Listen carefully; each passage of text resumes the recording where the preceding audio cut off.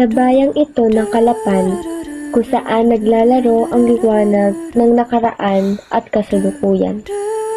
Dito sa unang bahagi ng aming istorya, tara't balikan natin ang mga kaharian ng nakalipas at ngayon. Noon, ang pakikipag-usap ay likas na sa pagsusulat. Naglalakbay ang mga mensahe mula sa isa't isa, mula sa papel patungo sa bawat tahanan. Sa mga lumang panahon, ang sulat ang siyang nagsisilbing pintuan ng komunikasyon. Dito sa aming bayan, masdan natin kung paano ito unti-unting bumabago. Sa plaza, mamayang hapon, magkakasama at magsasayaw. Hinihiling ko na ikaw ay makadalo. Juan! Juan!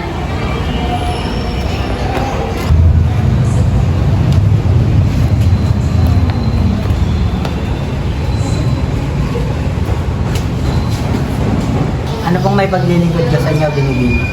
Pupunta ka sa lugar na ito at ibigay mo ang aking sulat ng pag-anyaya kina Binibini, Arlene at Beverly. Sige po, ako po'y pupunta na sa lugar na ito upang ibigay ang sulat ng inyong paanyaya.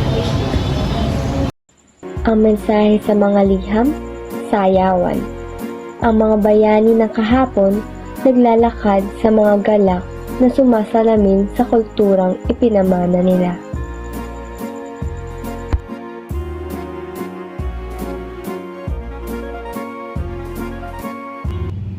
Magandang araw mga Binibini. May dala po akong liham paanyaya para sa inyong dalawa.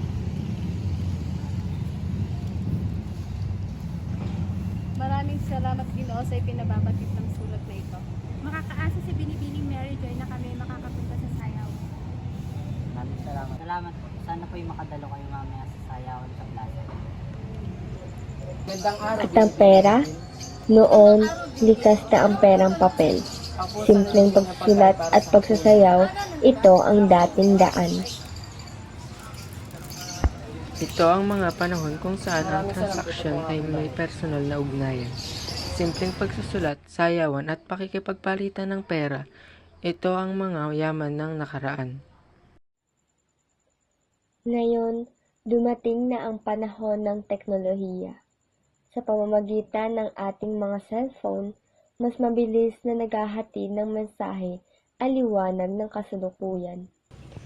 Dito, sa panahon ng teknolohiya, mas pinadali na ang pag-uusap, makakapagbigay kasiyahan ng mga salitang ito, na madali nating mapadala at matanggap sa ating mga cellphone. Kamusta, kaibigan? Sa susunod na linggo, magkakasama tayo sa plaza. Balikan natin ang saya ng ating nakaraan. Uy, nagsasagot na si Mary Joy. Magkikita-kita na ulit tayo kung saan tayo naging masaya noon na magkakasama. Oo nga eh. Makakaasa yung si Mary Joy na makakarating tayo. Makakaasa ka, Mary Joy. At sa digital na mundo, hindi nawawala ang sayawan. Ang mga hamon ngayon ay nagmumula sa mga viral na sayaw sa TikTok. Sa digital na mundo, ang sayawan ay hindi na limitado sa plaza.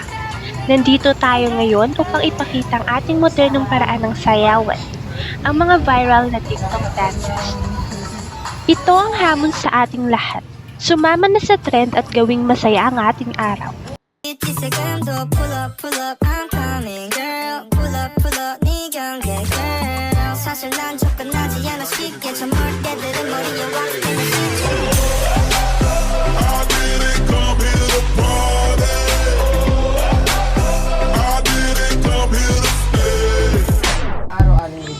Sa panahon ngayon, hindi na kinakailangan ang perang papel. Gamit ang ating mga smartphone, madali na natin maglipat ng pera tulad ng sa GCash. Pero Gcash na po ang bayad. Ganun ba, Ino? O ito, number ko is kanyo na lang. Okay na po ba? Ayun, okay na. Salamat po. Sa isang maliit na bayan, tara't balikan natin ang mga kasiyahan ng mga batang naglalaro ng mga tradisyonal na laro. Ngunit sa paglipas ng panahon, isang bagong karanasan ang dumaan sa kanilang mundong pambata. Noon, ang tuwang hatid ng luksong tinik at iba pang laro sa ilalim ng kakaibang kahoy ay hindi malilimutan ng mga batang ito. Simpleng ligaya sa kaharian ng kalsada at bakuran. Sa pagitan ng malakas na palakpak at masayang halakhak, isang malupit na koneksyon ang nabuo sa pagitan ng mga bata. Ang kasiyahan ay nagmumula sa malikhaing imahinasyon at pisikal na gawain. Ngunit sa kasalukuyan, ang mundo ng mga batang ito ay nagbago. Ang kanilang laro ngayon ay nasa diwa ng teknolohiya, isang mundo ng online gaming.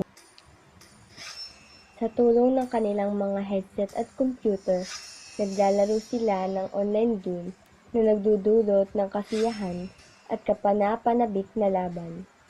Ang mga karakter na dati nasa kalsada, ngayon ay nakikita sa digital na kaharian. Ito ang pagtawid ng liwanag, ang pag-usbong ng kaharian ng kasaysayan sa ilalim ng mainis na sinag ng kasalukuyan.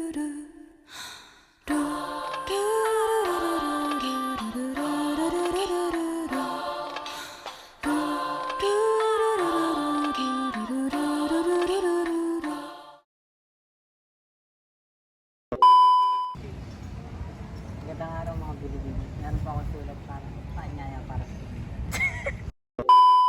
Magandang araw, Ate Eugene. Pabilis. Oh, sir? Magkikita-kita na ulit tayo kung saan tayo naging masaya noon ng pagkakasama. Oo nga eh. Makakaasa yan si Mary Jane